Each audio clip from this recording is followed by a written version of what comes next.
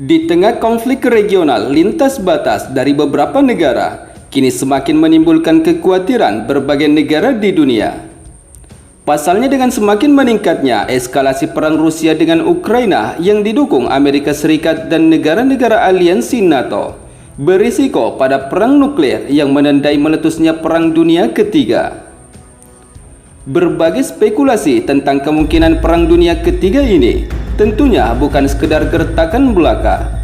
Pasalnya Rusia sudah mulai secara terang-terangan merevisi isi dokumen pertahanan dalam doktrin nuklir mereka di tengah dukungan dan suplai berbagai jenis alutsista militer untuk Ukraina.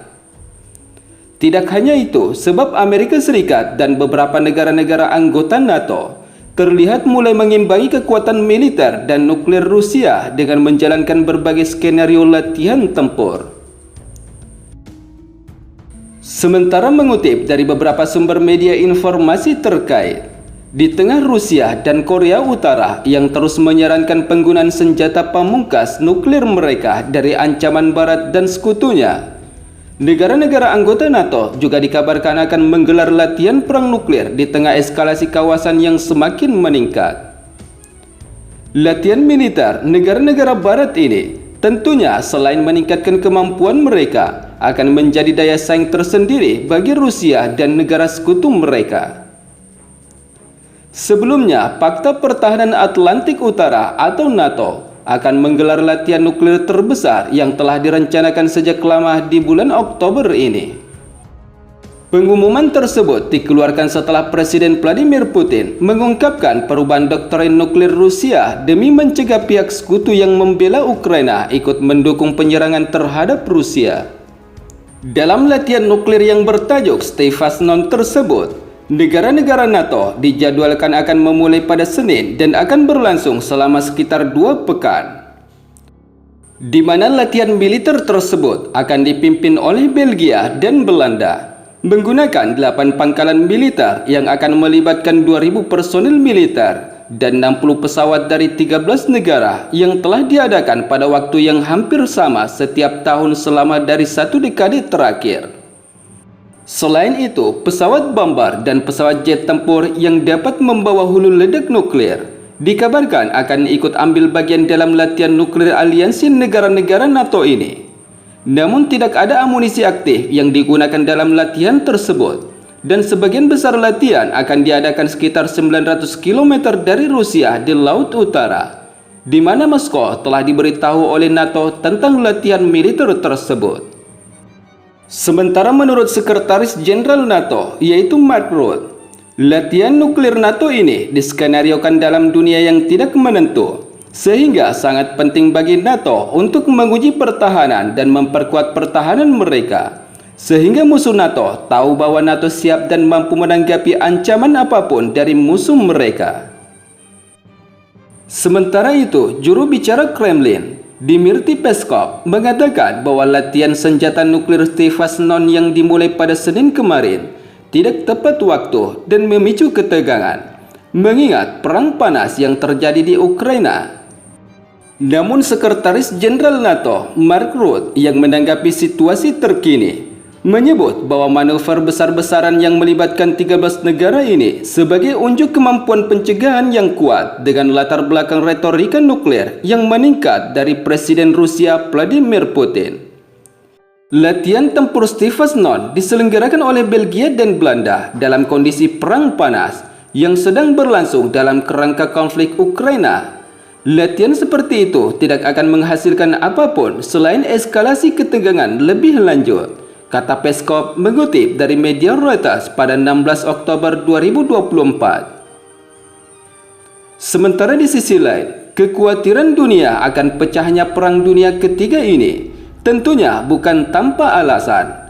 Sebab menurut beberapa sumber media terkait yang kami kutip pada 16 Oktober 2024, sebelumnya salah satu organisasi militer atau Badan Intelijen Amerika Serikat kembali khawatir terhadap rudal-rudal nuklir Rusia yang bisa saja memberikan serangan balasan di pangkalan Amerika Serikat di seluruh dunia.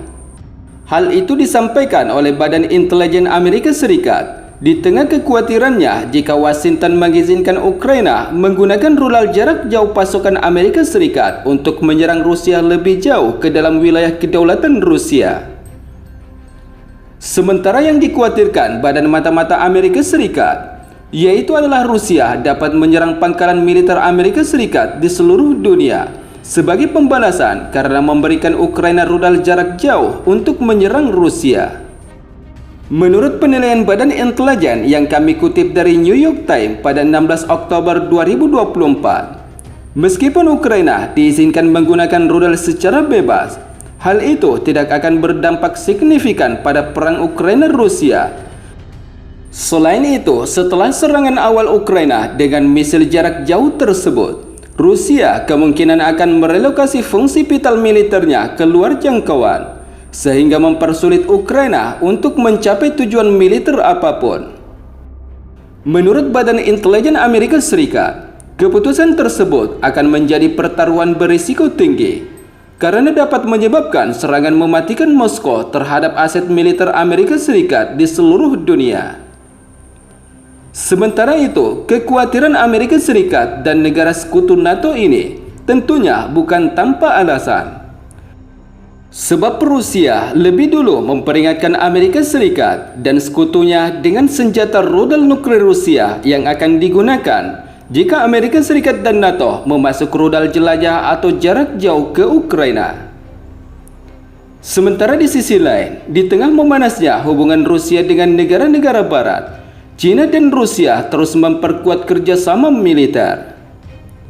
Sebelumnya, China mengumumkan kesiapannya untuk memperdalam dan memperluas kerjasama militer dengan Rusia, serta mempertahankan hubungan tingkat tinggi yang erat antara kedua negara pada 15 Oktober 2024 kemarin.